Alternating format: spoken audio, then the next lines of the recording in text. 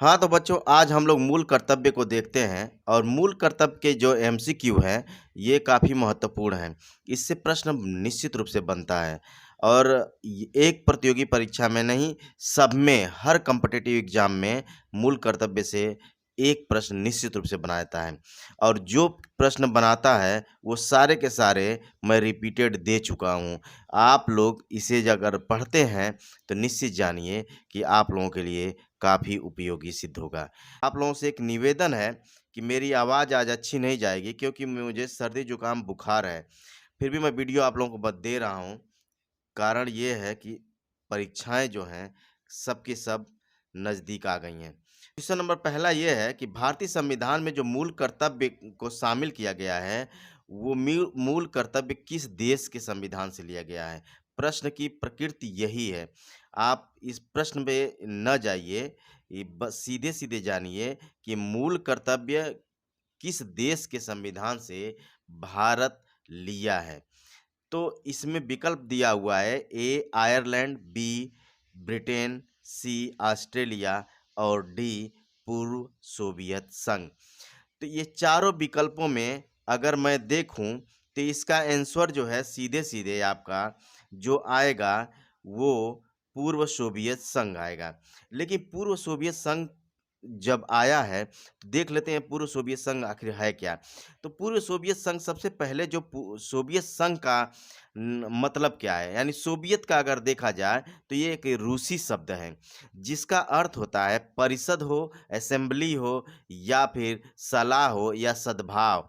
यानी कि अगर हम ये कहें कि सोवियत का अर्थ जो है आप परिषद भी कह सकते हैं, असेंबली भी कह सकते हैं, सद्भाव भी कह सकते हैं और सलाह भी कह सकते हैं। तो ये जो है ये सोवियत का अर्थ होता है। अच्छा, इसके संदर्भ में सोवियत संघ के बारे में कुछ और जानकारी देखा जाए तो यूएसएसआर में लगभग 15 देश हैं। ये एक इम्पोर्टेंट बात है। दूसरी 1991 के पहले यानी 1922 से 1991 तक जो है, ये यूरेशिया का सबसे बड़ा भूखंड था ये। यानी कि यूरेशिया का सबसे बड़ा भूखंड ये एरिया था। लेकिन 1990 तक जो है यहाँ पे साम्यवादी पार्टी का यानी कम्युनिस्टों द्वारा शासन रहा है। 1990 तक साम्यवादी पार्टियों द्वारा जो है इस पे शासन रहा है और इम्पोर्टेंट बात देखा जाए कि 1991 का जब सोवियत संघ का विघटन होता है, तो विघटन के बाद जो है स्वतंत्र रूस का जो है यहाँ पे अब नींव पड़ जाती है, यानी रूस जो है स्वतंत्र देश बन जाता है। अच्छा, क्षेत्र के दृष्टिकोण से अगर देखा जाए तो ये विश्व का सबसे बड़ा देश है और 1917 की जब रूसी क्रांति होती है तो उसके बाद जो है रूस एक गणराज्य की स्थापना होती है, यानी रूसी गणराज्य की स्थापना भी हो जाती है। और और लास्ट में जो है आपको देखा जाए कि 28 दिसंबर 1922 में ये जो है एक यूनियन रिपब्लिक बन गया। यानी कि यूनियन रिपब्लिक जो है 28 दिसंबर 1922 को ये बना।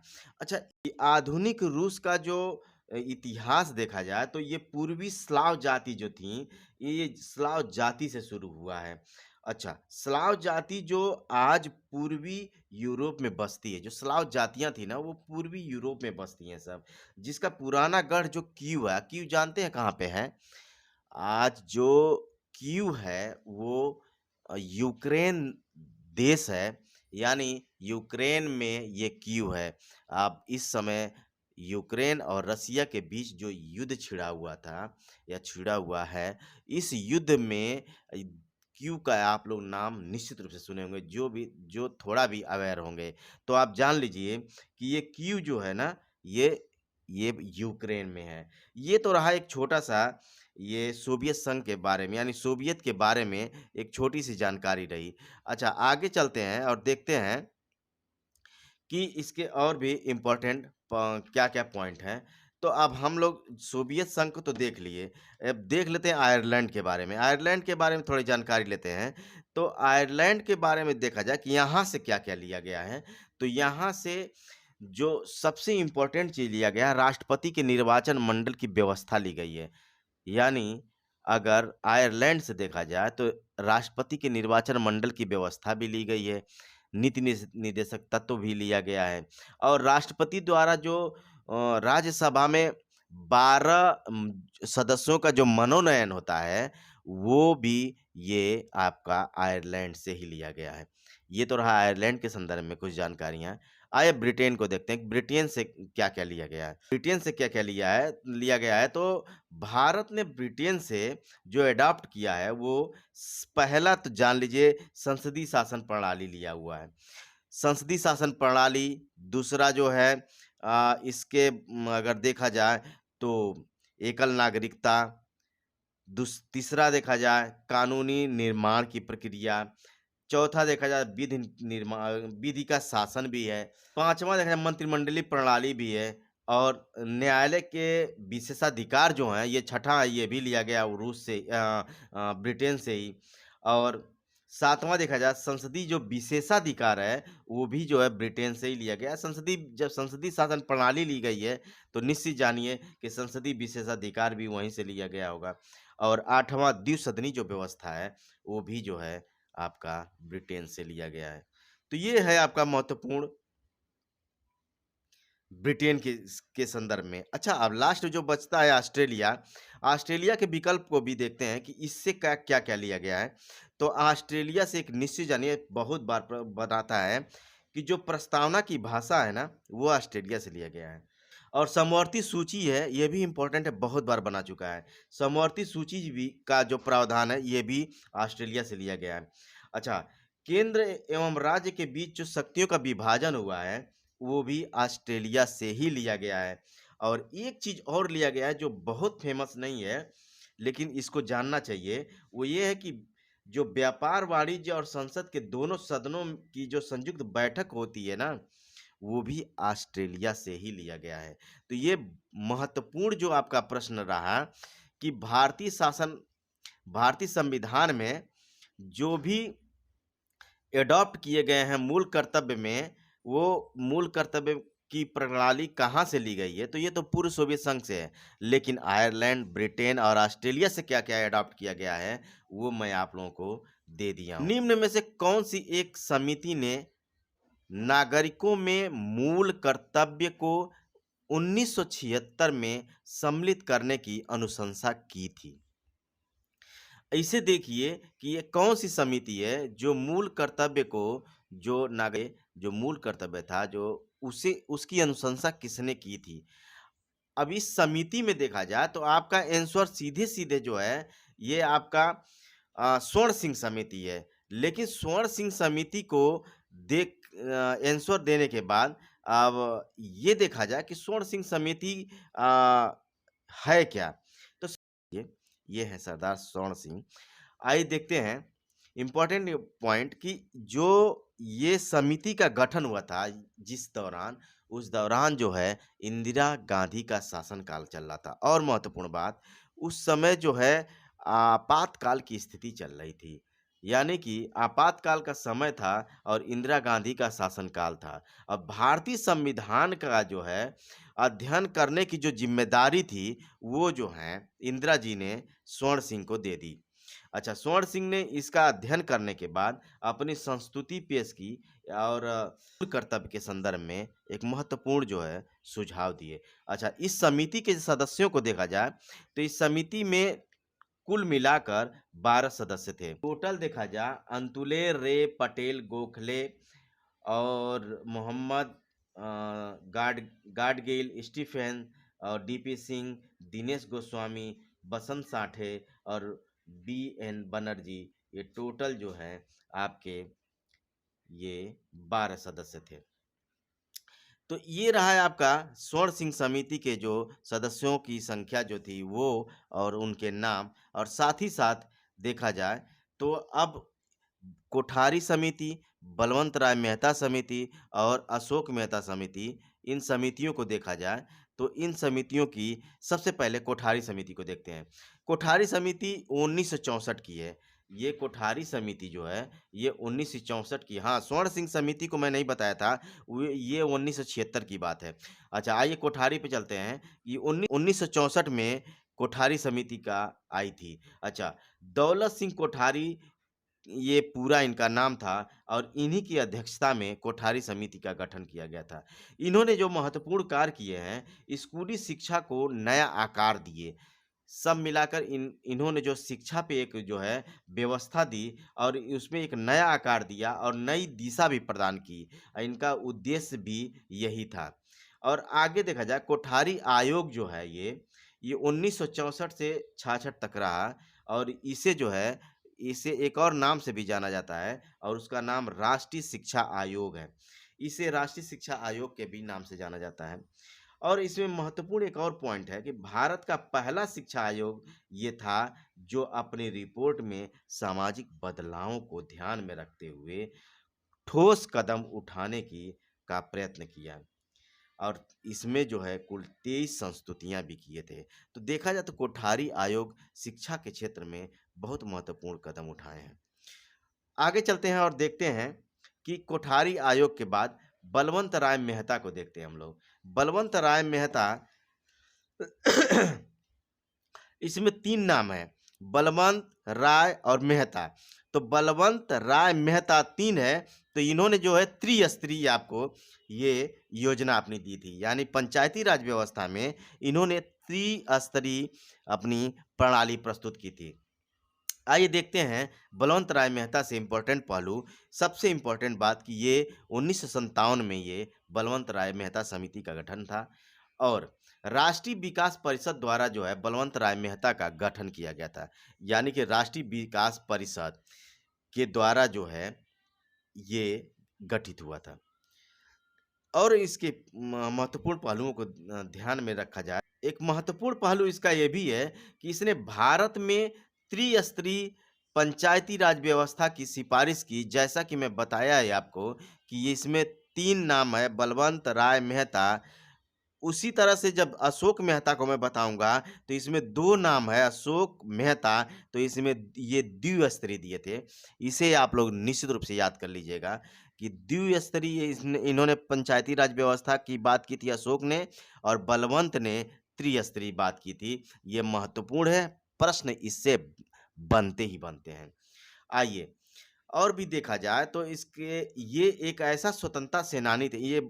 जो बलवंत राय मेहता जी थे, ये स्वतंत्रता सेनानी भी थे और राजनेता भी। यानी ये दोनों हैं, स्वतंत्रता सेनानी भी और राजनेता भी ये हैं बलवंत राय मेहता। और इन्हें जो पंचायती राज व्यवस्था का ना जनक भी कहा जाता है। यानी पंचायती राज व्यवस्था का जनक भी बलवंत राय मेहता जी को कहा जाता है। आज हम लोग अशोक मेहता को देखते हैं। अशोक मेहता में द्विस्तरीय प्रणाली है। अच्छा, इसका जो गठन हुआ था दिसंबर 1977 में हुआ था। ये 1977 दिसंबर में इसका गठन हुआ था और बलवंत राय मेहता की जो कमियां थी ना, उन कमियों को दूर करने के लिए इस समिति का गठन किया गया था। यानी अशोक मेहता समिति बलवंत राय मेहता समिति की कमियों को दूर करने के लिए ये आई और इसमें जो है सदस्यों की संख्या 13 थी और इम्पोर्टेंट बात कि 132 इसमें सिफारिशें की गई थी। यानी कि 132 सिफारिशों के साथ जो है ये अशोक मेहता समिति अस्तित्व में अपना रिपोर्ट पेश की थी। इस समिति की सिफारिश का सबसे पहले पालन करने वाला राज्य आंध्र प्रदेश था। इम्पोर्टेंट पहलू है ये कि आंध्र प्रदेश जो है इस समिति के जो संस्तुति आई थी और या सिफारिश आई थी, इस सिफारिश को सबसे पहले अगर किसी ने लागू किया तो वो जो आंध्रा था। और ये कब लागू किया था? 1 नवंबर 1959 को। तो 1 नवंबर 1959 को ये 1 नवंबर 1959 को ये जो है शुरू किया गया, यानी आंध्र प्रदेश में। तो ये रहा प्रश्न नंबर आपका 2 और इसके महत्वपूर्ण पॉइंट्स को। आइए देखते हैं प्रश्न नंबर 3। क्वेश्चन नंबर 3 को देखते हैं कि प्रश्न नंबर तीसरा क्या है कि निम्नलिखित में से किस वर्ष संविधान में मूल कर्तव्यों को अंतः स्थापित किया गया है। इसमें पूछ रहा है कि जो मूल कर्तव्यों को अंतः स्थापित किया गया है वो किस वर्ष किया गया है, मतलब भारतीय संविधान में किस वर्ष किया गया है। तो आइए देखते हैं ये कब किया गया था। इम्पोर्टेंट बात है कि इसे आप बेहिचक जो है इसको पढ़ते ही आप 76 पे मारिएगा, लेकिन आइए इसे रिलेटेड इम्पोर्टेंट पॉइंट को बताते हैं कि ये पहली बार 1976 में जो है कुल 10 मूल कर्तव्यों को जोड़ा गया था। यानी कि 1976 में 10 मूल कर्तव्यों को पहली बार जोड़ा गया था।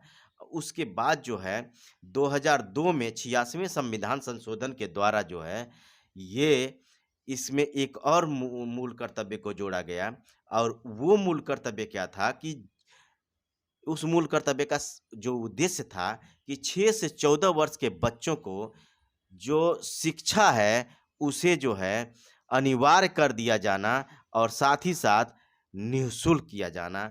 ये जो है 6 से 14 वर्ष के बच्चों को यानी 2002 में 86वां संविधान संशोधन आप लोग याद कर लीजिएगा कि ये 6 से 14 वर्ष के बच्चों के लिए शिक्षा का अनिवार्य करना, ये जो है बहुत महत्वपूर्ण है। इससे बहुत बार प्रश्न बन चुके हैं।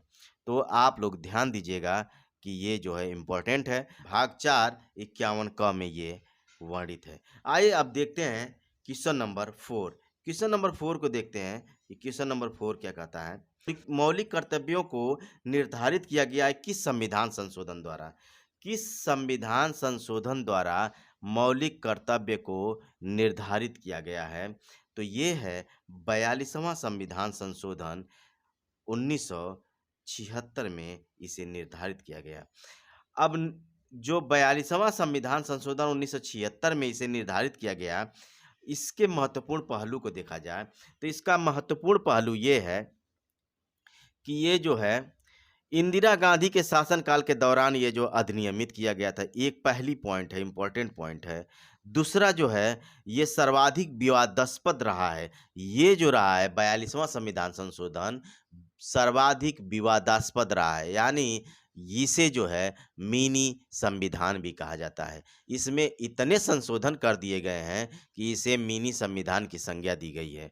आगे देखा बताते हैं कि प्रस्तावना में भी ये संशोधन, इसके अंतर्गत जो है प्रस्तावना में भी संशोधन किया गया। इसके तहत जो है संप्रभु लोकतांत्रिक जो गणराज्य है वो जो है संप्रभु समाजवादी धर्मनिरपेक्ष लोकतंत्रात्मक गणराज्य में बदल दिया गया है। मतलब समझे, जो उसमें संप्रभु लोकतांत्रिक गणराज्य था ना, उसे बदल कर संप्रभु समाजवादी धर्मनिरपेक्ष लोकतांत्रिक गणराज्य बदल दिया गया। अब जो वर्तमान में दिया गया है कि संप्रभु प्रभुत्व संपन्न समाजवादी पंथ निरपेक्ष लोकतंत्रात्मक गणराज्य, यानी धर्मनिरपेक्ष को बदलकर अब पंथ निरपेक्ष कर दिया गया है। ये आप लोग याद रखिएगा। और इसमें जो है राष्ट्र की एकता को, मतलब राष्ट्र की एकता को भी बदलकर राष्ट्र की एकता और अखंडता भी मतलब बना दिया गया है। यानी कि राष्ट्र की एकता की जगह राष्ट्र की एकता और अखंडता भी बदला गया है। ये 42वें संविधान संशोधन की बात चल रही है। और इसके संदर्भ में इम्पोर्टेंट और पहलू को देखा गया तो राष्ट्रपति जो उस दौरान थे वो राष्ट्रपति फखरुद्दीन अली अहमद थे। यानी फखरुद्दीन अली अहमद राष्ट्रपति जी थे और 1974 से लेकर 77 तक ये राष्ट्रपति का जो कार्यकाल था इसे जो है इन्होंने निर्वहन किया था। और इस संशोधन को मैं पहले ही बोल दिया था कि ये मिनी कॉन्स्टिट्यूशन की संज्ञा दी जाती है। यानी 42वां संविधान संशोधन मिनी कॉन्स्टिट्यूशन है। ये 1976 में आया था और इसके तहत जो राष्ट्रीय महासागरीय सीमाएं अथवा जो पूरी तरह से भारत के क्षेत्र में आने वाली हैं, इसमें एकदम एक बात आप लोग पूरी तरह से ध्यान में बैठा लीजिएगा कि जो राष्ट्रीय महासागरीय जो सीमा है और साथ ही साथ जो इस भारत के क्षेत्र में पूरी तरह से आने वाली है, जैसे खादान हुआ, खनिज पदार्थ हुए और अन्य जो बहुमूल्य जो वस्तुएं हुई, इनको जो है संघ के अधिकार में निहित करने की प्रावधान किया गया। किसके अंतर्गत? 40वें संविधान संशोधन के अंतर्गत। ये रहा आपका इम्पोर्टेंट 40वां संविधान संशोधन। आइए देखते हैं 43वां संविधान संशोधन क्या कहता है।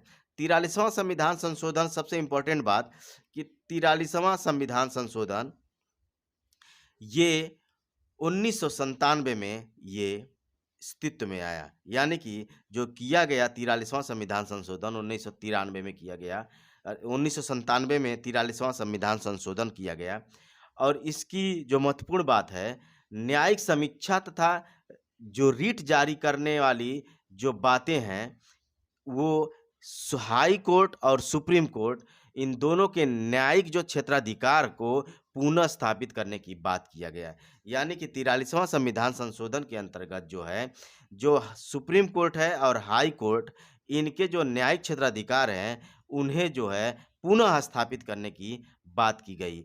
बीच में इनके अधिकारों को कम करने का प्रावधान किया गया था। नेक्स्ट इसका इम्पोर्टेंट पॉइंट है कि राष्ट्र विरोधी जो गतिविधियां संदर्भ में थीं, जितनी भी राष्ट्र विरोधी गतिविधियां जो संदर्भ में थीं, विधि बनाने की जो संसद को विशेष शक्तियां जो प्रदान की गई थी, उसे समाप्त कर दिया गया। यानी कि जब भी कोई राष्ट्र विरोधी गतिविधियां होती थीं, उन राष्ट्र विरोधी गतिविधियों को जो है संसद उस पे कानून बनाता था और कानून बनाने के बाद जो है ये उसके अनुसार अपने अनुसार जो है उसे प्रवर्तित करता था। उसे जो है अब समाप्त कर दिया गया, यानी 43वें संविधान संशोधन में इसे समाप्त कर दिया गया। आइए 39वां संविधान संशोधन देखते हैं। ये 39वां संविधान संशोधन 1975 में आया था और इसके अंतर्गत महत्वपूर्ण पहलुओं को देखा जाए तो राष्ट्रपति हुआ, उपराष्ट्रपति, प्रधानमंत्री हुआ तथा लोकसभा अध्यक्ष हैं, इन सबको जो है इनसे संबंधित जितने भी विवाद होते थे ना, उसको जो है न्यायालय के क्षेत्राधिकार से बाहर कर दिया गया है। यानी कि राष्ट्रपति, उपराष्ट्रपति, लोकसभा अध्यक्ष और साथ ही साथ जो है, जो प्रधानमंत्री हैं, इनके जो संबंधित इनसे संबंधित जितने भी विवाद होते थे, उन विवादों को ये क्या किया गया कि जो न्यायपालिका है, उसके क्षेत्राधिकार से बाहर कर दिया गया। ये एक महत्वपूर्ण कार्य किया गया और यह जो है तय किया गया था कि संसद ही देखेगी। यानी कि अब न्यायिक क्षेत्राधिकार से बाहर करते हुए ये उसी समय ये तय कर दिया गया था कि इसे जो है अगर कोई देखेगा तो पार्लियामेंट देखेगी। और 9वीं अनुसूची में भी एक परिवर्तन किया गया और कुछ जो है केंद्रीय अधिनियमों को जोड़ दिया गया। यानी कि 9वीं अनुसूची में कुछ केंद्रीय अधिनियम हैं, उनको जोड़ दिया गया। तो ये रहा है आपका क्वेश्चन नंबर 4 और क्वेश्चन नंबर 4 जो है से संबंधित जो रिलेटेड था, वो महत्वपूर्ण पहलुओं को मैं आप लोगों को दिया हूँ। क्वेश्चन नंबर 5 को देखते हैं कि क्वेश्चन नंबर 5 क्या महत्वपूर्ण पॉइंट्स लिए हुए हैं। 42वें संविधान संशोधन के जो 10 आचार आदर्श हैं, उन आदर्शों को किस नाम से जाना जाता है? तो एक तो बच्चा भी रहेगा जिसको मैं बता चुका हूँ, वो भी इस बात को बता देगा कि ये मूल कर्तव्य के नाम से जाना जाता है। लेकिन इससे पहले ये देखा जाए कि मूल कर्तव्य क्या है? मूल कर्तव्य किसे कहते हैं? तो मूल कर्तव्य को देखा जाए तो किसी कार्य को करने के लिए जो दायित्व दिया जाता है, उन दायित्वों को जो निभाया जाता है ना, वही मूल कर्तव्य होता है। अगर मैं इस तरह से कहूँ कि आपको दिया गया जो दायित्व है, उनका सही ढंग से निर्वहन करना ही आपका मूल कर्तव्य यही कहलाता है, मूल कर्तव्य। जो व्यक्ति अपनी उन्नति और विकास के लिए और समाज के व देश के उत्थान के लिए अगर कार्य करता है, तो वो जो है मूल कर्तव्य की श्रेणी में आता है। अगर यही देखा जाए मौलिक अधिकार क्या होता है, तो मौलिक अधिकार को देखें तो मौलिक अधिकारों को सुरक्षित रखता है कौन? ये मौलिक अधिकार। मौलिक अधिकार व्यक्तियों को सुरक्षित रखता है।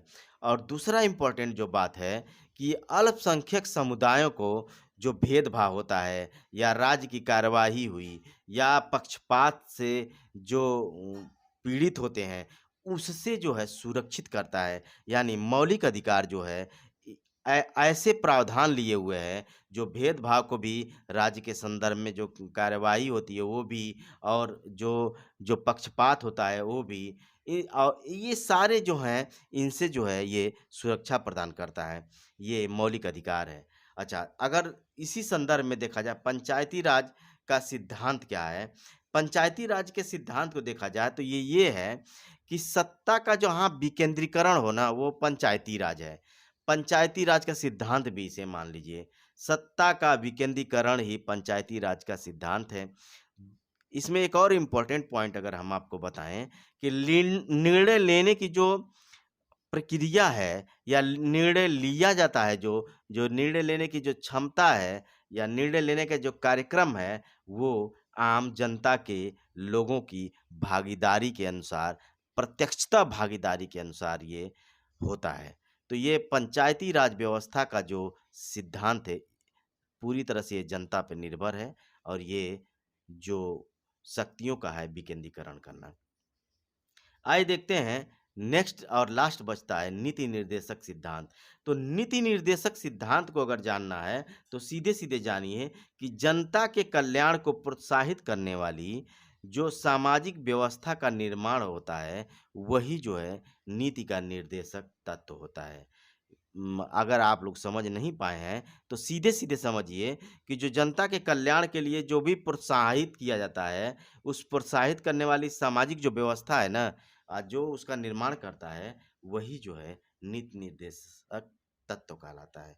तो ये रहा है, आप देखते हैं कि क्वेश्चन नंबर 6 क्या कहता है।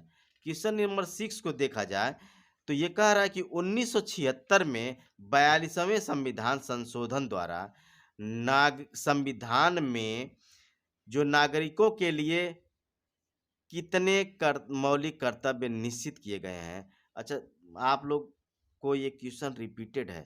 पूरी तरह से मैं बता दिया हूँ, लेकिन फिर भी मैं इस क्वेश्चन को बता रहा हूँ कि कह रहा है कि जो 42वां संविधान संशोधन है, वो नागरिकों के लिए जो मौलिक कर्तव्य दिए गए हैं, वो कितने हैं? ये कब का है? ये 1976 में जानते हैं 42वां संविधान संशोधन हुआ था। इसे मिनी संविधान भी कहा जाता है। इसके अंतर्गत तमाम परिवर्तन किए गए हैं। आपके प्रस्तावना में बहुत सारे परिवर्तन कर दिए गए हैं। तो देखा जाए तो ये जो 42वां संविधान संशोधन है, इसमें जो है, जो इनकी संख्या थी नागरिकों के लिए जो मौलिक कर्तव्यों की, ये संख्या जो है 10 थी। इसे तो बिना हेजिटेशन के मारिएगा। 1976 में 42वें संविधान द्वारा जो संविधान में नागरिकों के लिए मौलिक कर्तव्य जो निश्चित किए गए हैं, वो कितने हैं? तो आप 10 बताइएगा।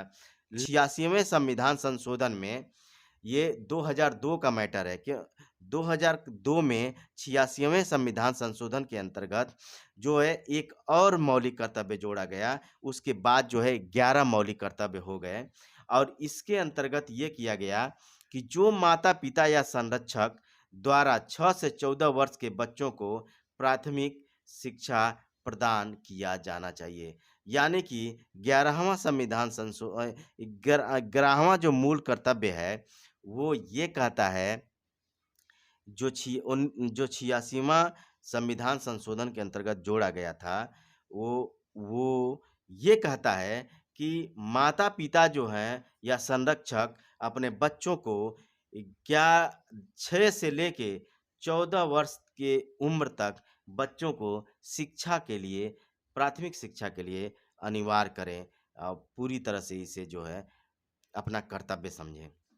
तो ये है आपका क्वेश्चन नंबर 6 जो ये बताता है कि 42वां संविधान संशोधन में कितने पॉइंट्स हैं नागरिकों के लिए और दूसरा वो ये कि वर्तमान में कितने कुल मौलिक कर्तव्य हैं। तो मौलिक कर्तव्यों की संख्या वर्तमान में 11 है और जिस समय मौलिक कर्तव्य जोड़ा गया था, उस समय उनकी संख्या 10 थी। तो अब आइए देखते हैं क्वेश्चन नंबर 7। क्वेश्चन नंबर 7 क्या कहता है कि भारतीय संविधान में मूल कर्तव्य कब समाविष्ट किए गए थे?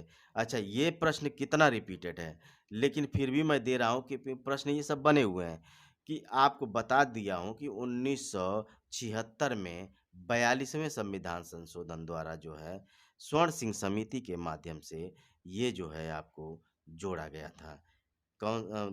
ये मूल कर्तव्य। तो मूल कर्तव्य 1976 में। अब आइए क्वेश्चन नंबर 8 देखते हैं।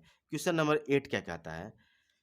क्वेश्चन नंबर 8 के अंतर्गत पूछ रहा है कि संविधान के किस भाग में मूल कर्तव्यों के अध्याय को जोड़ा गया है। यानी कि जो मूल कर्तव्य के अध्याय हैं वो किस भाग में जोड़ा गया है। ये क्या भाग 3 में या भाग 3 क में या भाग 4 में या भाग 4 क में। तो आइए सबसे पहले हम लोग देखते हैं कि इसका आंसर क्या सही है। तो इसका आंसर जो है भाग 4 क में है। अच्छा, अब देख लेते हैं उपरोक्त में से क्या है, कौन क्या है। तो भाग तीसरे में जो है मौलिक अधिकार है, इसे आप लोग मस्तिष्क में बैठा लीजिएगा। भाग तीसरे में मौलिक अधिकार है और भाग 3 क कुछ भी नहीं है। और भाग 4 को देखते हैं कि भाग 4 में क्या है। तो भाग 4 में आपका राज्य के नीति निर्देशक तत्व दिया गया है। यानी चौथे में मूल कर्तव्य, और चौथे क में मूल कर्तव्य, और चौथे में जो है आपका नीति निर्देशक तत्व, और तीसरे में मौलिक अधिकार है, और भाग 3 क कुछ भी नहीं है। तो ये रहा है आपका क्वेश्चन नंबर 8 जो आप लोगों को बताया मैं।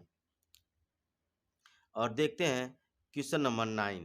क्वेश्चन नंबर 9 क्या कहता है कि भारतीय संविधान में मौलिक कर्तव्यों की सूची निम्नलिखित में से किस भाग के रूप में जोड़ी गई है। यानी भारतीय संविधान में जो मौलिक कर्तव्यों की सूची है उस वो जो है किस भाग के रूप में जोड़ी गई है, इसे आप बताइए।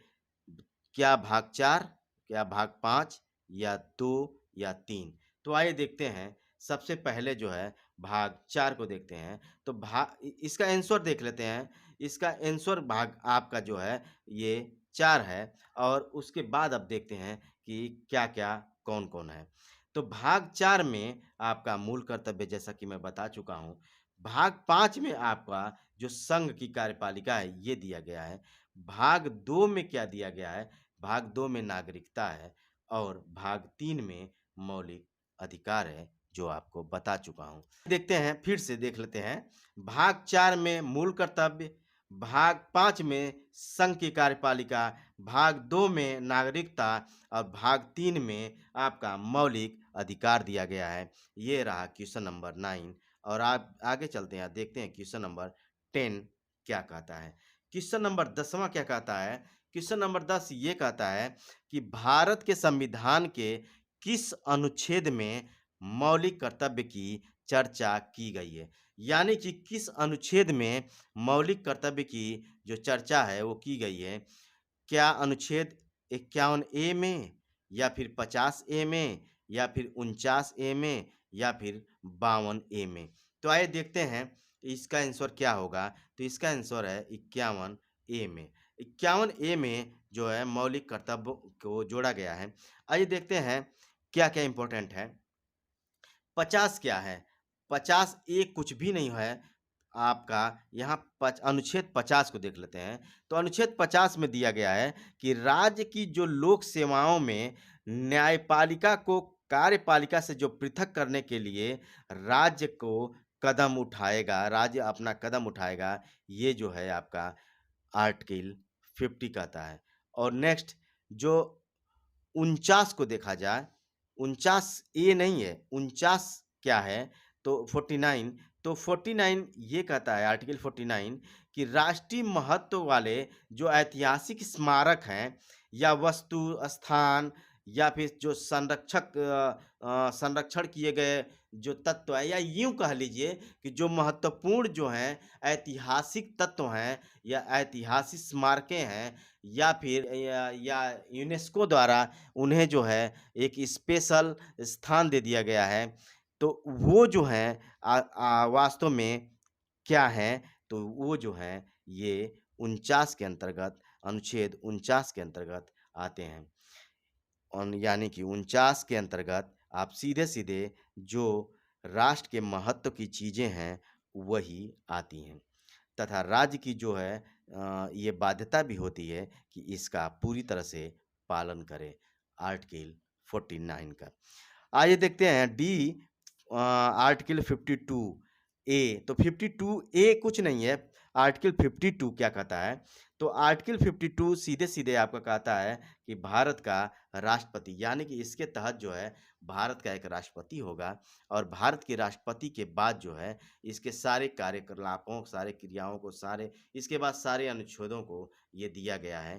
तो बच्चों आज जो है मैं आप लोगों को मौलिक कर्तव्य से संबंधित जो 10 महत्वपूर्ण प्रश्न हैं, ये जो है आप लोगों से मैं चर्चा किया हूँ। ये बार-बार पूछता है, हर बार पूछता है और यही नहीं, हर बार पूछेगा भी। तो इसलिए जो है, इसे जो है आप लोग इत्मीनान से, अच्छे से पढ़ लीजिएगा और इसके साथ मैं दिया जो हूँ मैटर, वो लगभग अब ये 10 नहीं, ये ये कुल मिलाकर 100 प्रश्न हो गए होंगे। यानी कि आपको वन लाइनर 100 क्वेश्चन दे चुका हूँ। तो आइए ये जो मूल कर्तव्य के महत्वपूर्ण 10 प्रश्न रहे हैं, इन 10 प्रश्नों को आप लोग आत्मसात करिएगा और इसको जो है बहुत ध्यान से याद कर लीजिएगा। साथ ही साथ मेरे इस वीडियो को लाइक, शेयर, सब्सक्राइब भी कीजिएगा और साथ ही साथ बेल आइकन प्रेस भी करिएगा, जिससे कि इसी तरह से के महत्वपूर्ण प्रश्न जो है आप तक पहुंचता रहे और नेक्स्ट इसका जो है मूल कर्तव्य का अभी कम से कम जो है इसके 5 वीडियो जाएँगे और मूल कर्तव्य जितने भी अब तक प्रश्न बने हैं या जितने भी प्रश्न बनने की संभावना है, वो सब कुछ मैं आप लोगों को दूँगा। बहुत-बहुत